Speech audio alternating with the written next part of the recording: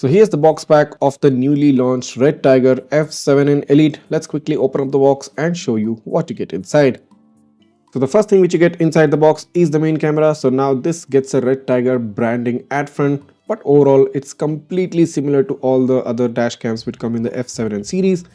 So just to give you a comparison, here is the Redtiger F7NT and here is the Redtiger F7N Elite. So slightly larger when you compare it with the F7NT and also gets the Redtiger branding at the front. The lens module more or less kind of feels the same, but wherein the F7NT shows some serrations at the border of the lens, this gets a plain matte black finish. On top of the camera, you get a slot for the windshield mount which doubles up as a GPS receiver. You get a Type-C port for the power cable. You get a 3.5mm port for the rear. At one side, you get the main power button and you also get a pre-inserted memory card right inside it. And the good thing being, this is a Redtiger branded 128GB size memory card. That's pretty awesome considering this comes at a price of 16,000 for a 4K camera. On the other side of the camera, you get the up and down button and the main mode button. At the back, you get a display panel which also doubles up as a touchscreen. On the bottom, there are a lot of ventilation holes along with the reset slot. So pretty similar in design, but maybe just slightly larger than the previous F7N series. Let's quickly jump into the box, and here is the main windshield mount. Again, pretty much similar to what we used to see in the F7NT series. Slightly different windshield mount design, but overall it's pretty much the same. So you get this attaching pins right here which just slide into the main camera module. So just you need to slide it in and it snugly fits into place. The good thing being, you can loosen the mount right here. So there is a screw given. So just loosen it and you can adjust the angle of the camera based on your requirement. So let's see how far it adjusts. So if I just protrude it to its maximum position, I think this is it.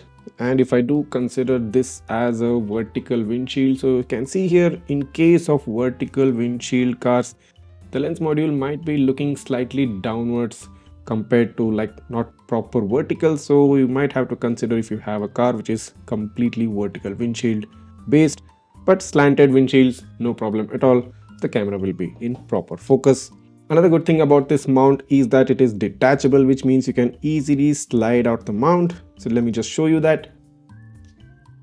There you go. So you can easily remove the camera from the windshield mount whenever you need to. So just you can plug in your Type-C cable right here and transfer data, and you can just place back the camera onto the windshield mount and fit it back onto the car.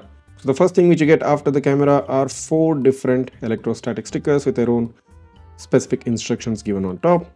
Then you also get a customer support card for Redtiger which mentions the website address, the Instagram ID and the customer support email ID for Redtiger. Following that, you get a quick start guide for the F7N Elite and the user manual. So user manual will be very helpful to all those who are using this camera for the first time or probably using a dash camera for the first time. You can go through all of this to understand the workings of this dash camera. Following that, you have a wiring installation tool. Then you have an additional windshield mount with a pre-attached 3M sticker. Then here is the main power cable with the pre-attached 12-volt car charger, which also gets a USB port right here. You also get a LED indicator, and at the other end you get a L-shaped Type-C connector which plugs into the main camera. You also get some wiring clips to install the rear camera cable.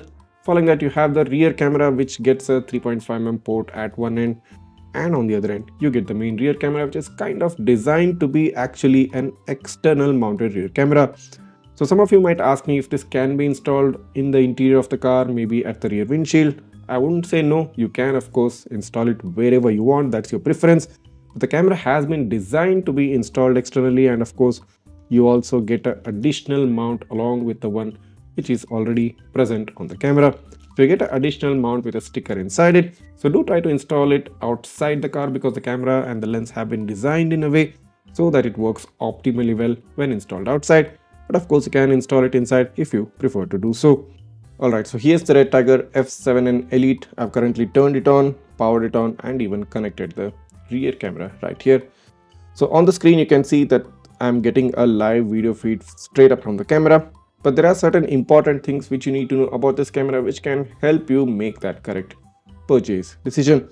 Starting off with the fact that you can just swipe on the screen to change the various different views. You can do it either in the right direction or the left. Just swipe one time and it changes to the rear view or should I say the rear camera view. So as you can see right now, I'm moving about the rear camera and the view is changing right here. If you swipe again, it goes into the screensaver mode, wherein it shows you the date, the time, the speed of the vehicle and even the compass. If you swipe again, you can completely turn off the display, but of course the red and the blue LED light will always be on. Following that, if you just swipe it, it switches to the front camera view. If you swipe again, it goes into a picture-in-picture mode, wherein the rear camera is shown in a small box at the corner and the front camera view occupies the larger portion of the display. If you swipe back again, it switches the view, the rear camera comes at the main display, the front camera switches to a small display, and if you swipe again, it moves to the complete front camera view. So this is very important and very convenient, because you can do all of this with just a swipe of the screen. You don't have to do anything else. That becomes very convenient, especially while driving and especially during night time. So here's another important thing which I need to show you. So I've currently disconnected the main power cable and I'm taking an alternate Type-C cable, which is basically connected to my laptop on the other end and not to a direct power source. And if I just connect it at the power port, the dash cam turns on, but this time it doesn't go into a recording mode. You get a mass storage option. So this means you can easily detach the camera from the windshield, take it to your laptop, plug it in using the Type-C port, and you get to see the recorded videos directly on your laptop within the My Computer folder, and you don't have to remove the memory card in order to access the video files. So this is also a super cool and a very convenient feature provided by Redtiger. That being said, let's move on to the settings of the F7N Elite. So these are very important and I need you to take a closer look at this. So starting off, let's head into the main settings part. So first option which you get is the resolution, and if you click on that, you get 2160p front, that's 4K, and 1080p for the rear. You also have the option of shooting 1440p, that's quad HD for the front, and a similar full HD resolution for the rear. But you get these two options when the rear camera is actually connected to the front dash cam. Now just do note what happens if I disconnect the rear camera. So the rear camera just got disconnected and the camera reset back to the front camera live streaming view.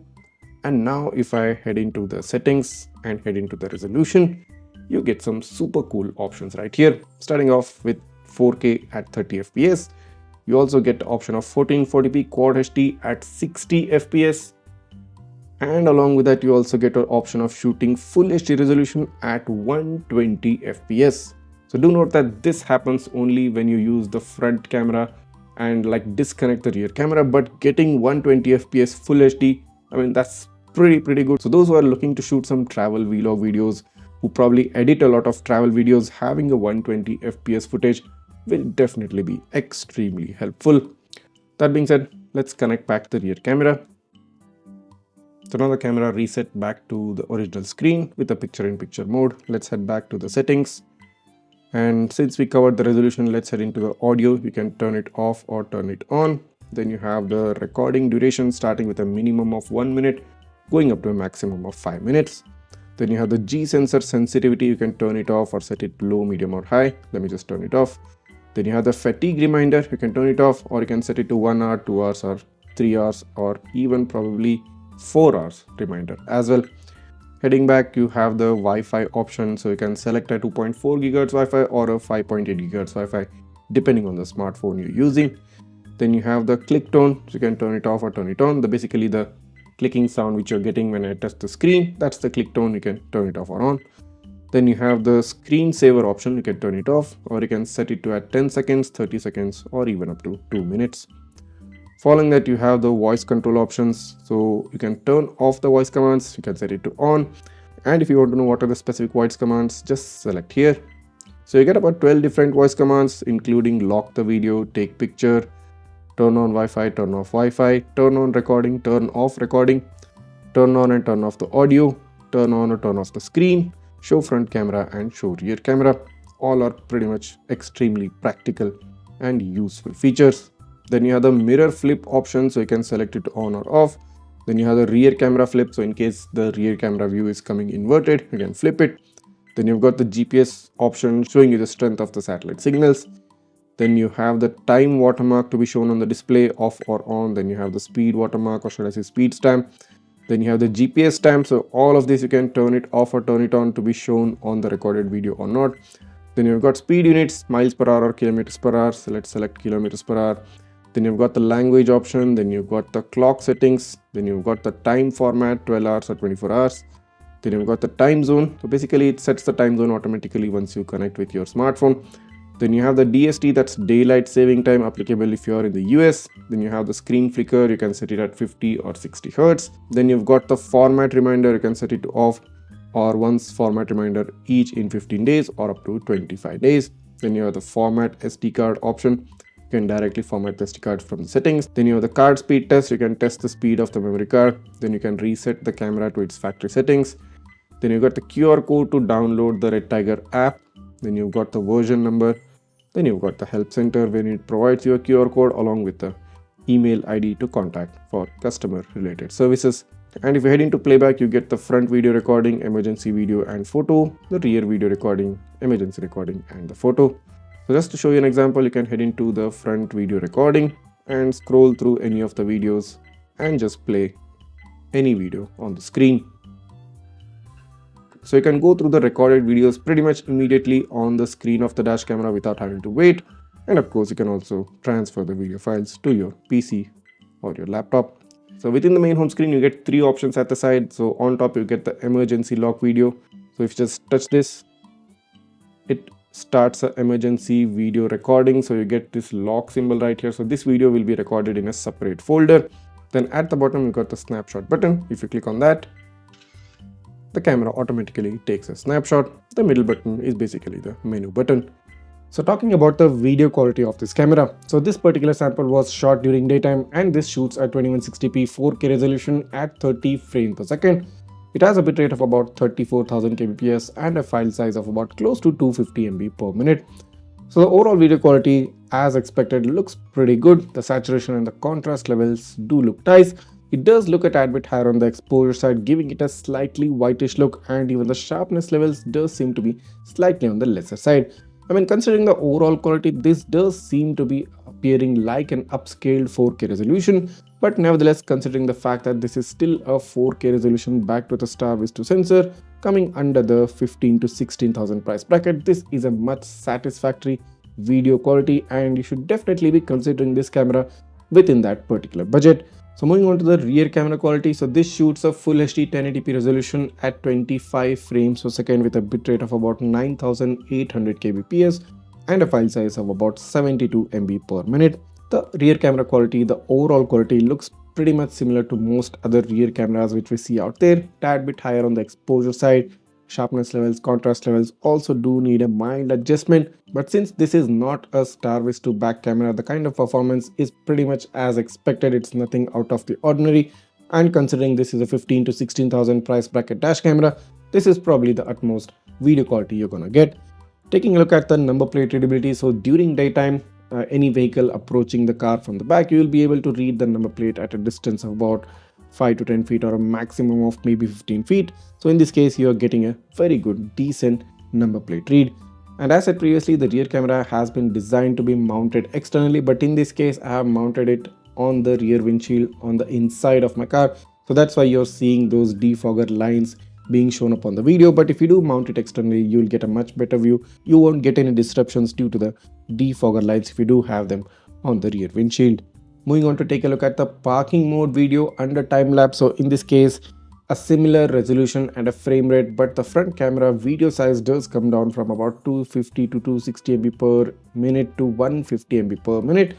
The rear camera file size pretty much remains the same. And as you can see, this is the effect which you're gonna get in the time lapse. Monitoring the front and the rear camera both record simultaneously with the time lapse mode. So you'll have a complete overview of all the activities and all the things that have been happening around the car, who has approached the car, who has walked away from the car. And of course, do note that for every 1 minute of parking mode video recorded, that covers about 15 minutes of real time. So that's a compressed video. Basically, a time-lapse video is basically a compressed video. Nevertheless, this is the kind of video footage which you're gonna get in terms of a parking mode if you do enable the time-lapse monitoring. Moving on to take a look at the nighttime quality, and as expected, superb low light performance due to the starvis 2 sensor.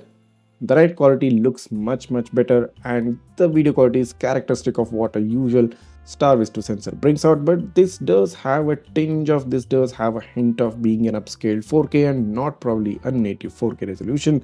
Nevertheless, the video quality is more than enough and more than satisfactory for the price, for the budget this dash camera trends at, and considering at the end of the day you're still getting a 4K resolution backed with a starvis 2 sensor, this is probably one of the finest deals which you can buy in that particular price range.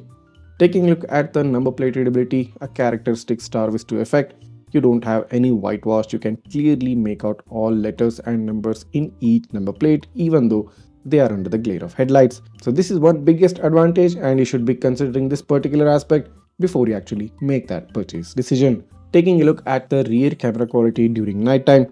So in this case, as I had told you previously, I have mounted the rear camera inside the car on the rear windshield, but the camera is actually designed to be mounted outside. But that's the main reason you're seeing all the dust and dirt which has accumulated on the rear windshield. So in case if you do mount it inside, you're gonna also have a similar effect.